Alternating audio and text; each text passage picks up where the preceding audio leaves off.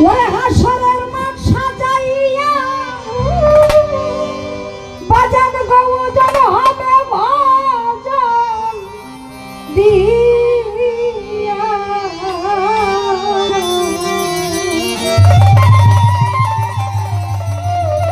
ওরে সেই দিন উকিল হবে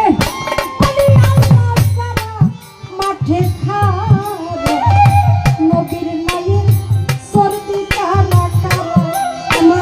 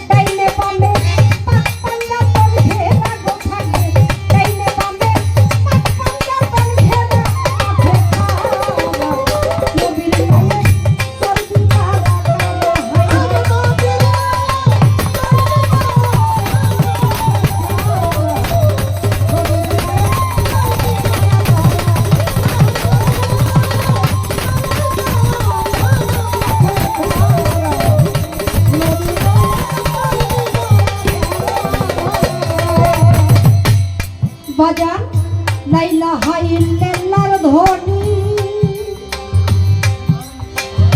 ওরে সেদিন ছাড়বে আমার কাছে শুনবে ধ্বনি নবীর মর্যাদা পাগল মনরে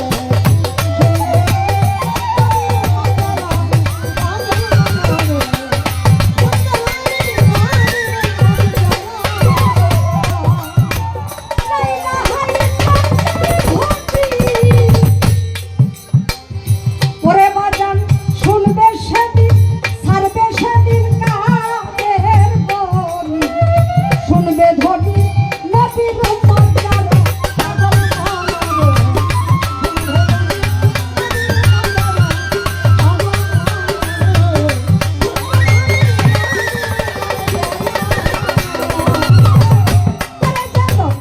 জিকির করবে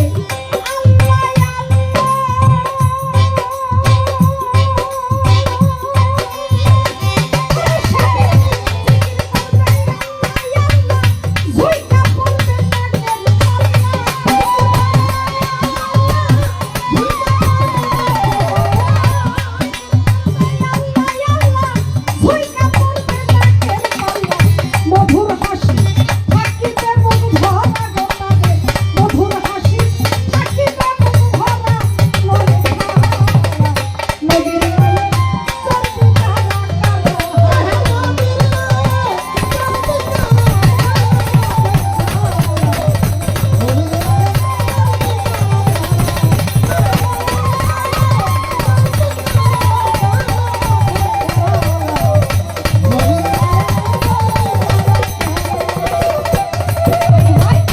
যার নাই সাধনার বল ওই মাঠে হইবে তব মনা গুলে হইয়া পুরানো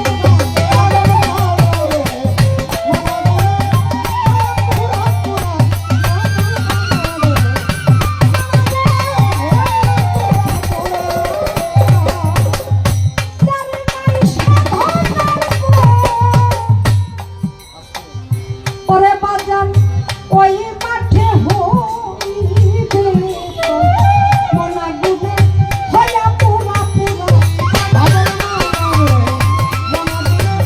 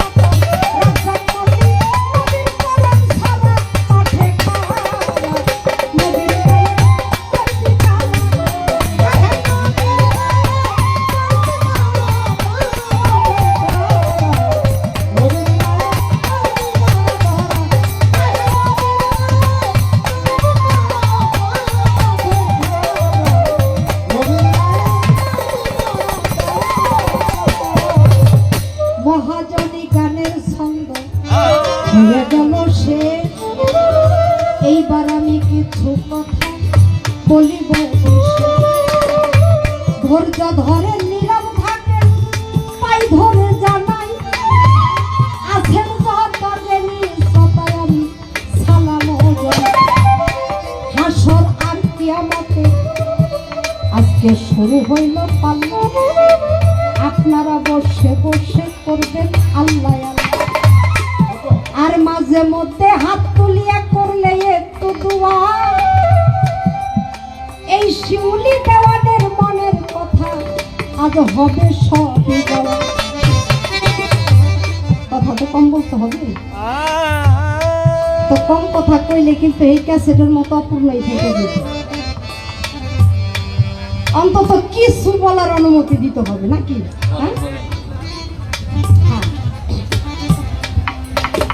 হাসরের মাঠ সাজাইয়া ওজন হবে ভজন দিয়া ও উকিল হবে ওলি আল্লাহ যারা মাঠে খাড়া নবীর নায়ে চর্বি তারা আমার নবীর নায়ে চড়ার যদি ইচ্ছে থাকে তাহলে তার আহলে বায়াতের নৌকায় চড়তে হবে।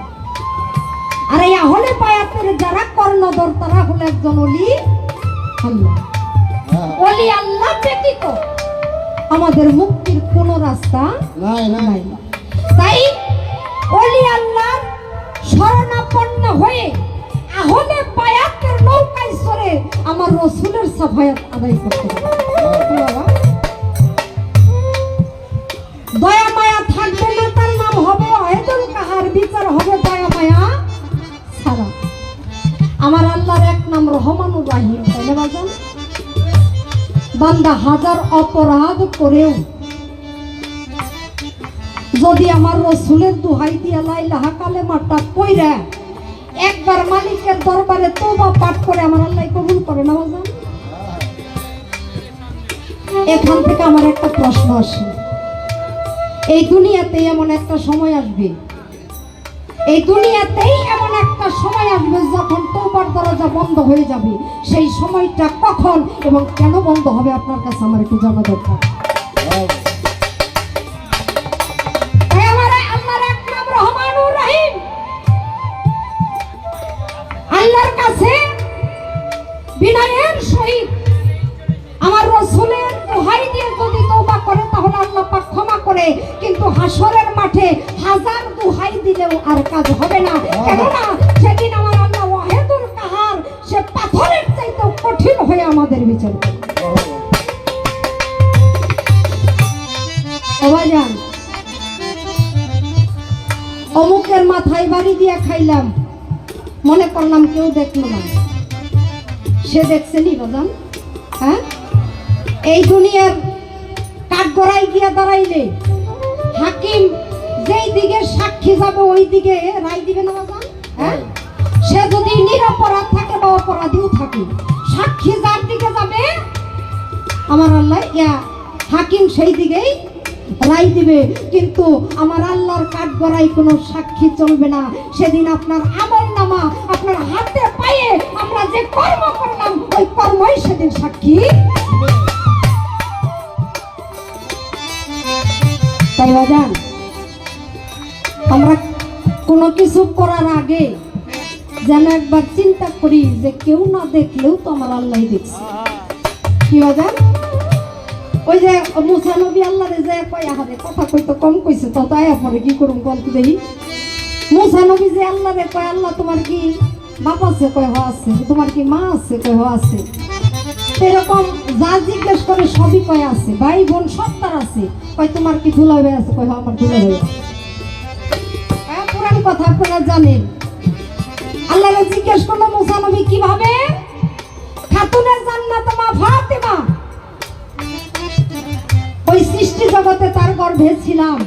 আপনারা জানেন ওই যে ডিম্বকারে ছিল, ডিম্বকারে যখন ভাসতে ছিল তখন ওই কুসুম রূপে আমার আল্লাহ পাক নিজেই, ওই মা ফাতেমা ছিল সেদিন ডিমের খোসা, ওই খোসার ভিতরে পাকে পাঞ্জাতন গিয়ে আশ্রয় নেয়, আর সেখানে আমার আল্লাহ নিজেই আত্মারূপে গিয়ে আশ্রয় নিয়েছিল।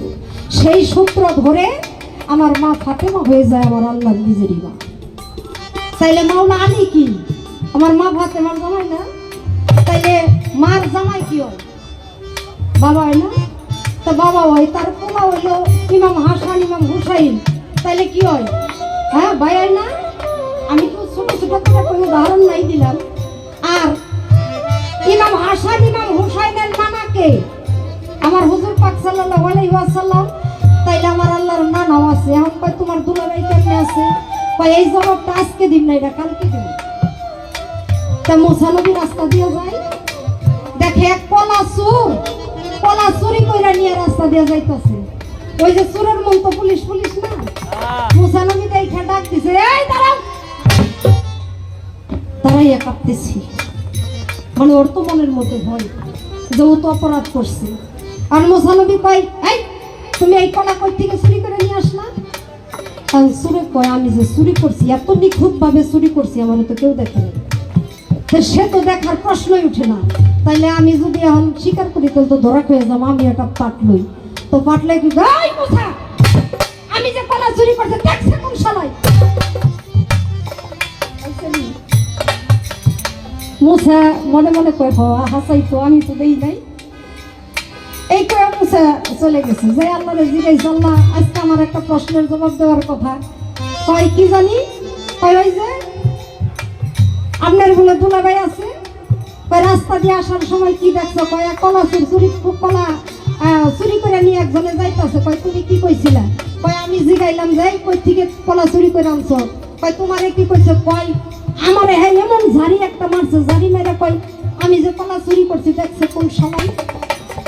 আমার আল্লাহ কয় তাহলে কি হইলো? কি হইলো?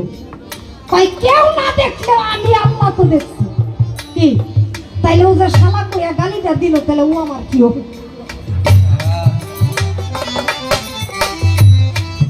কেউ না দেখলেও আল্লাহ কিন্তু সবই দেখে। ওই যে একটা ক্যামেরা আছে, ওই ক্যামেরা মোবাইলের মধ্যে ওই যে ক্যামেরাতে ভিডিও করতেছে, 2 দিন পরে ইচ্ছা করলে ডিলিট করে দেওয়া যাবে। কিন্তু এই যে আমার আল্লাহর ক্যামেরার মধ্যে যেটা উঠতেছে, এটা ডিলিট করার কোনো উপায় নাই।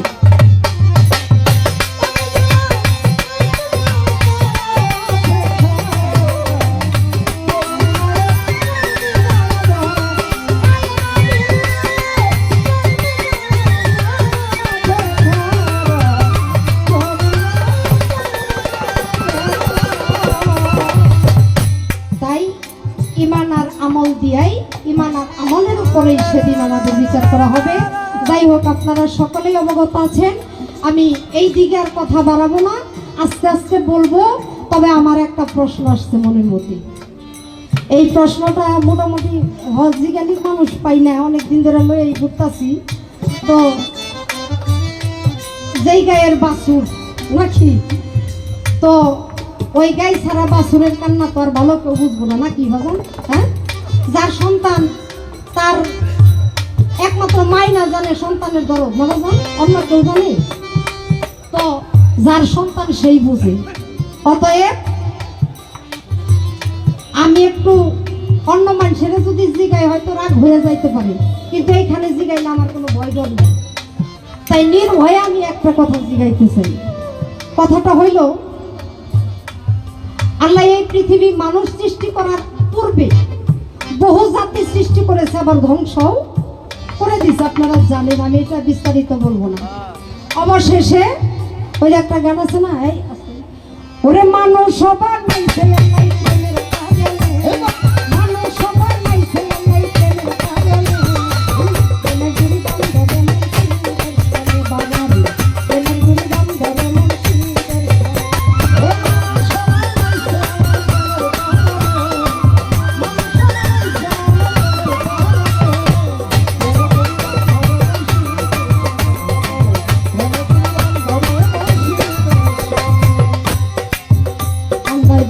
ছিল কত জাতি,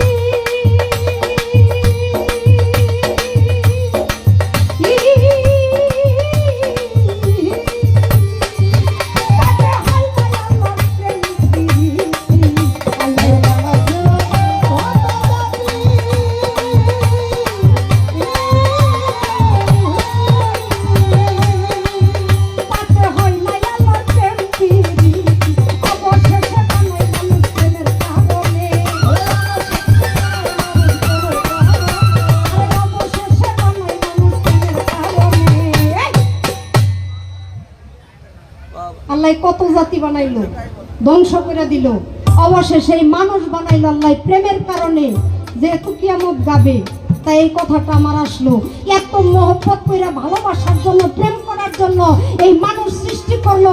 এই মানুষকে আল্লাহ কিয়ামতের মাধ্যমে ধ্বংস করবে। তোমার কথা